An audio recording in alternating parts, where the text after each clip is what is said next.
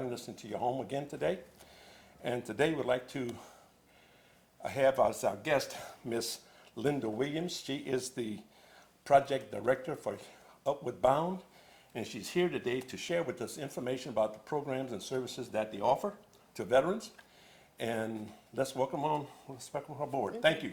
Thank you. Miss Linda, how you doing today? I'm doing fine. How are You're you? doing well. Tell me a little bit about the program. I know you got programs and Okay. services that you Right. offer. So Yeah, okay. Veterans Overbound program is a program that is funded through the U.S. Department of Education. okay, The first funding happened in the 70s. Veterans Overbound has been here at the University of Louisiana at Lafayette since 1989. 1989. Yes, Okay. when we started, they were serving 120 veterans annually. Now we're Okay. up to serving 163 veterans Okay. annually. And what we do, we prepare and assist veterans to enter post-secondary education. Post-secondary. Post-secondary, yeah, exactly.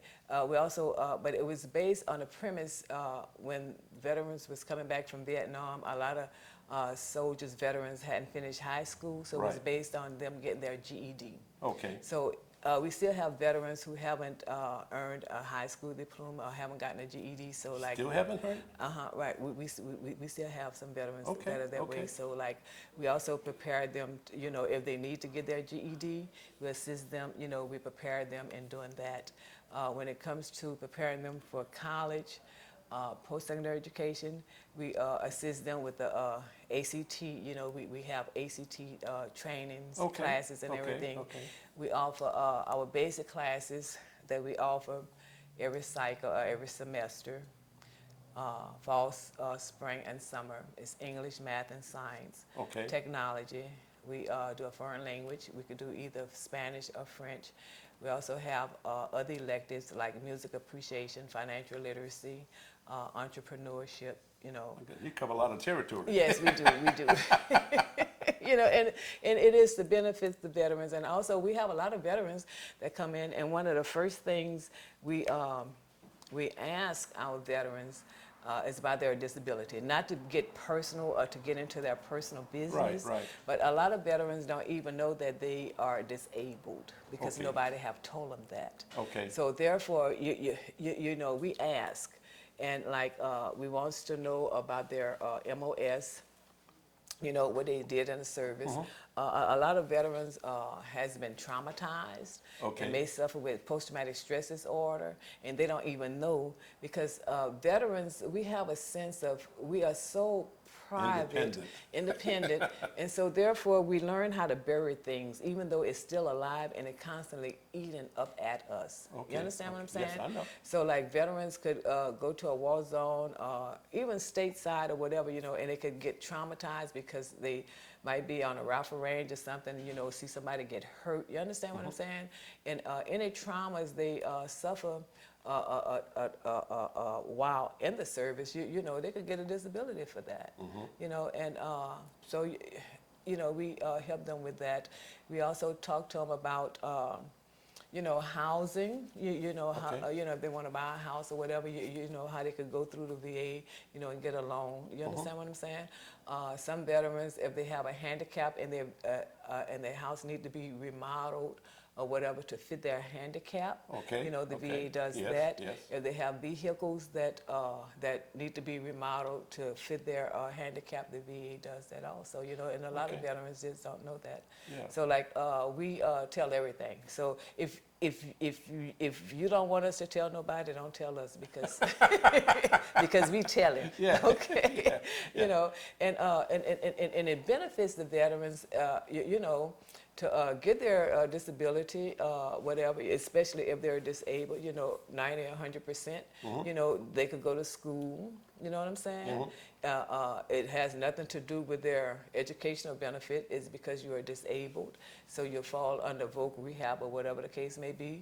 And then if you have children up to age 26, they could go to school because you're 100%, 90 or 100% disabled veteran. If you have a spouse, they could go to school up to a master's, and everything is paid for. And a lot of veterans, nobody never told them that, but we tell everything. Yes, I understand that.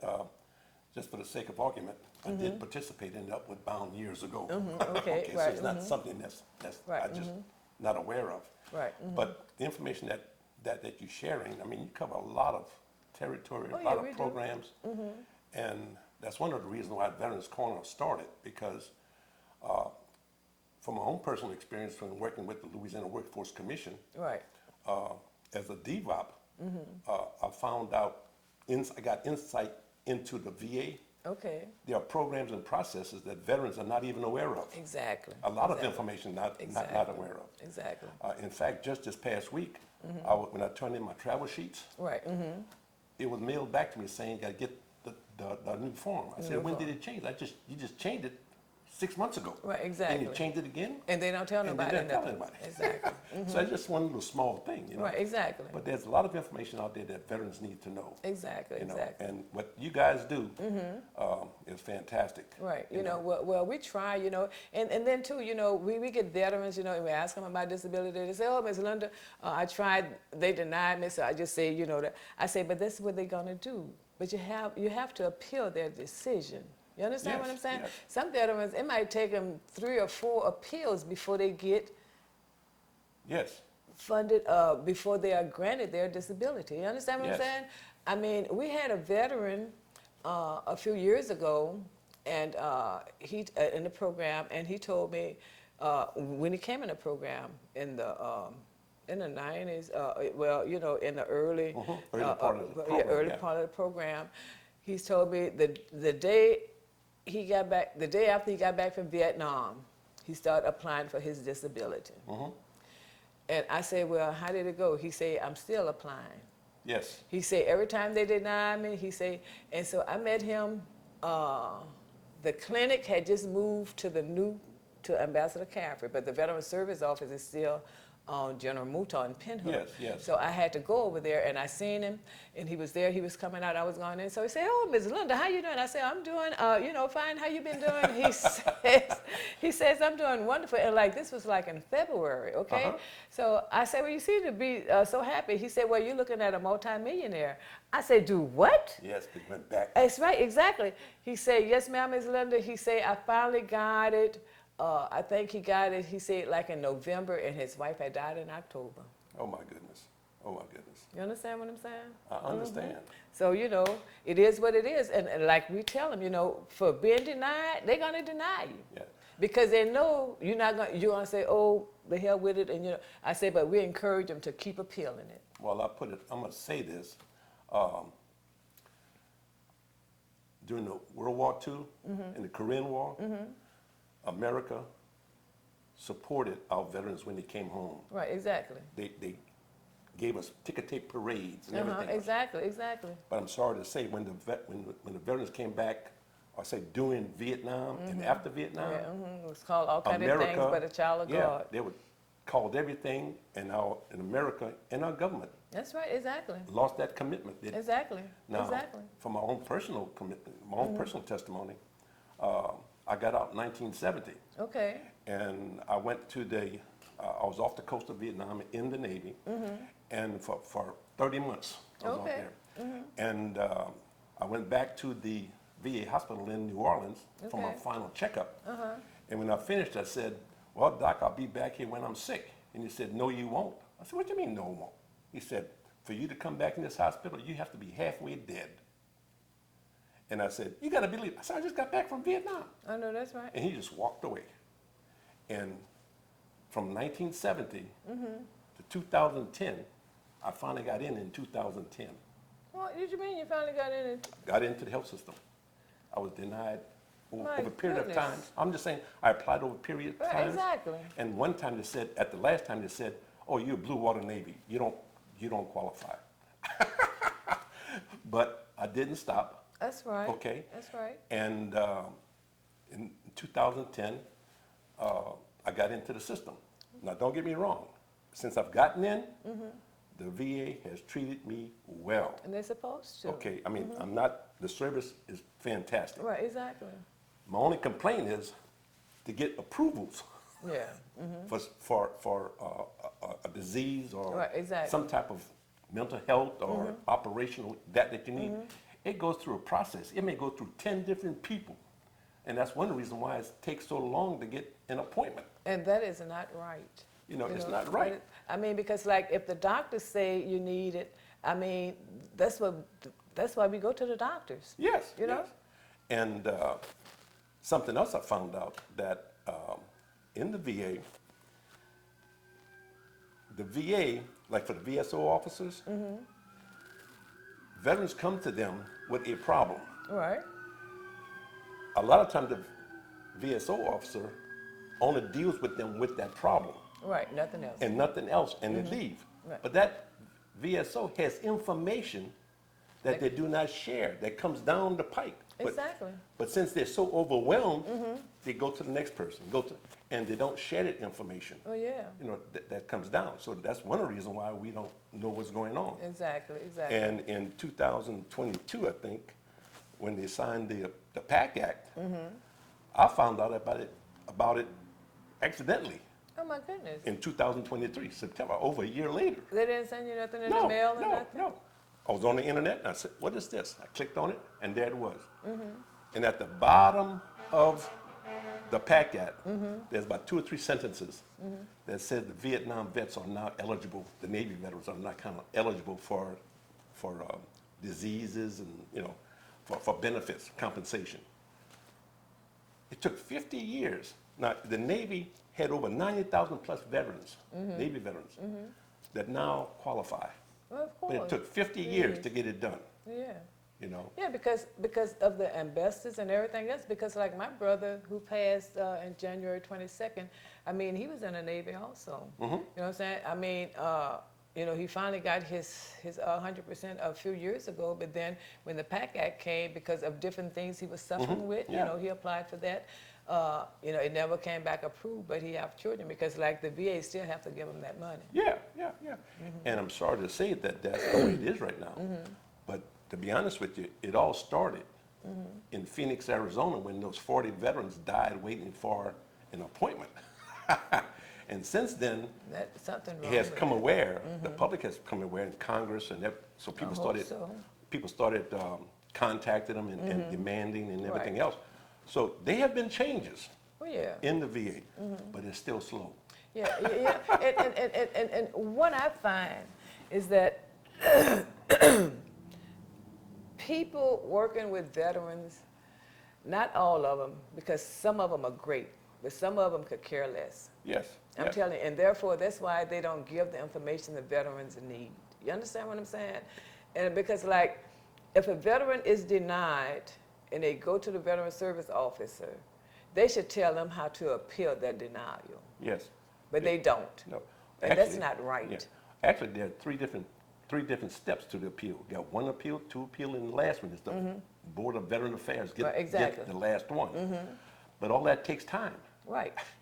And But of course, they don't even tell them how to go about appealing the first time. I know. You understand what I'm saying? I know. And so the veterans just throw up their hands and say, Now something else too, if they go file a claim, okay, and they will get turned down, and they keep going back fighting and fighting, exactly. and nothing happens, then they contact somebody else That's right. and ask them for help. That's right, exactly. Now, I don't know how it's doing it today, but just in recent past, if you went to another person for help and file a claim or help you file your claim, you go to the back of the list. Well, even Starting let all them over know- again, No, but they can't though, because if it's the same claim, regardless Yes. of who I'm saying helped that's you, the way. I'm saying you that's the know, way it is.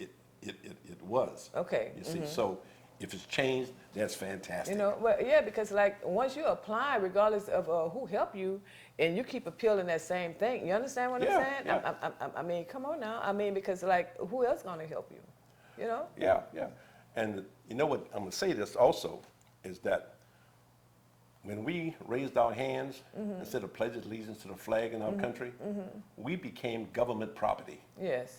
And we gave them a carte blanche check to do with us whatever they They want. want it. That's right. Send us anywhere they want. But when they got through with us, they put us on the sideline. Exactly. But that's not right. It's not right. They should automatically help veterans, period. Exactly. We have trillions of dollars of debt, And to help veterans, it's only a couple of billion. That's right. It's a small money. It is. They find money for everything but the right thing. Just like we shouldn't have no homeless people at all in this country. Right. But especially we shouldn't have no homeless veterans. No. And even that, you know, that's something else that I got involved in. But I found out, like I said, when I bought my first home, and I lost it, and I went to the VA, they helped me out, stay in my home, and all this did was go talk with the mortgage company. Well, right now we have a program in our nonprofit to try to help veterans stay in the home. Right. Get them a home and stay in the home, basically for our younger veterans that's coming out with families and middle-class veterans. Right, exactly.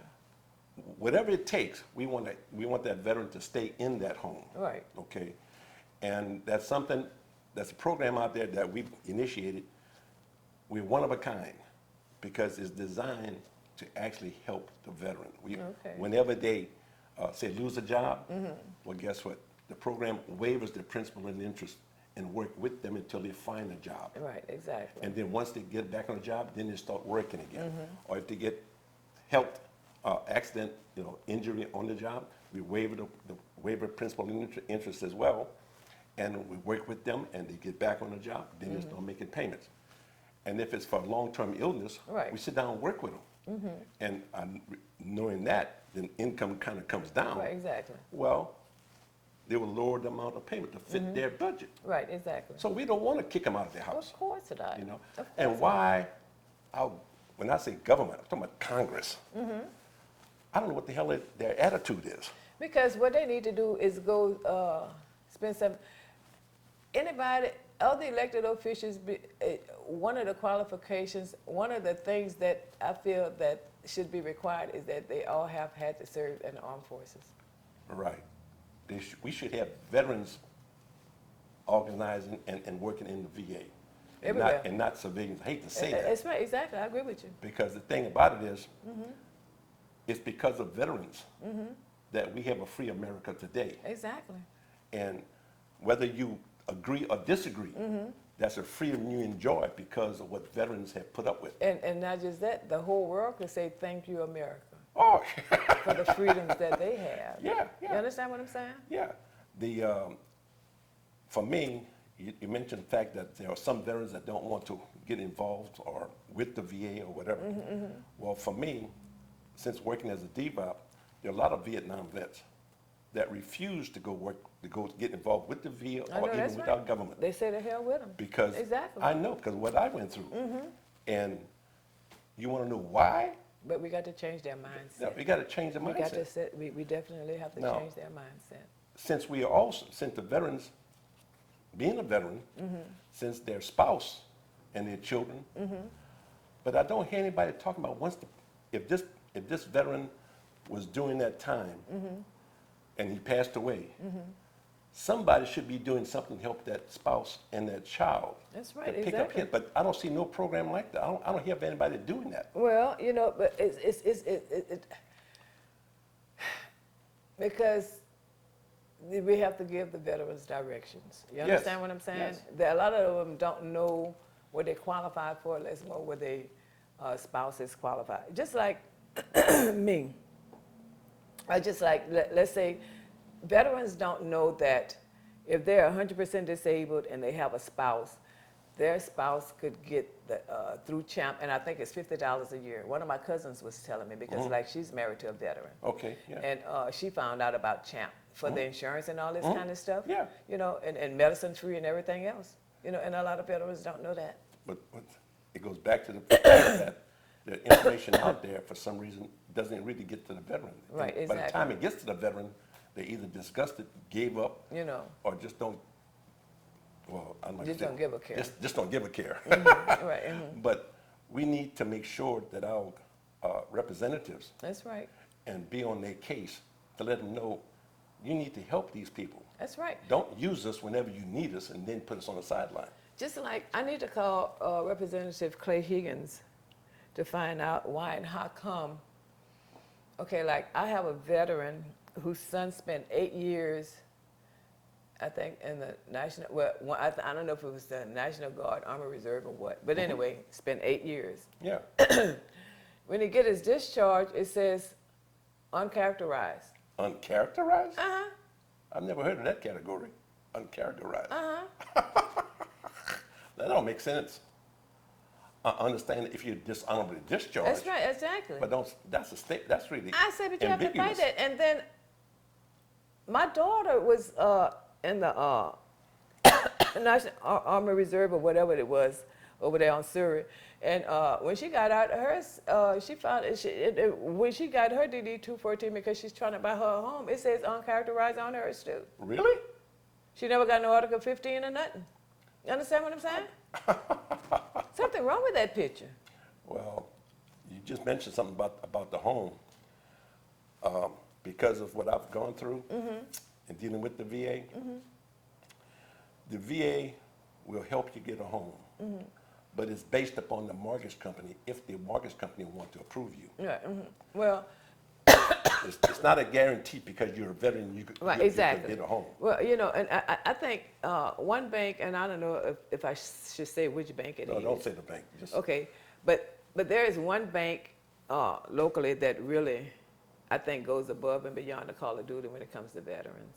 well, I would like to know that bank myself. Okay, I'm gonna tell you. Because I would like to interview them. Oh if yeah, I'm it's telling you. possible, Oh to yeah, make it because possible. like you go there, I mean, you get free checking. I mean, if you need money orders, they free. Cashier's checks is free. You understand what I'm saying? Yeah, you work with the veteran. That's right, exactly. And really service They- them. they really in a way of service saying veterans. thank you for your Exactly, service. You know? exactly. They really do. Because I hope that, I'm gonna put it like this, my children and my grandchildren, everything I've went through is history to them. That's right.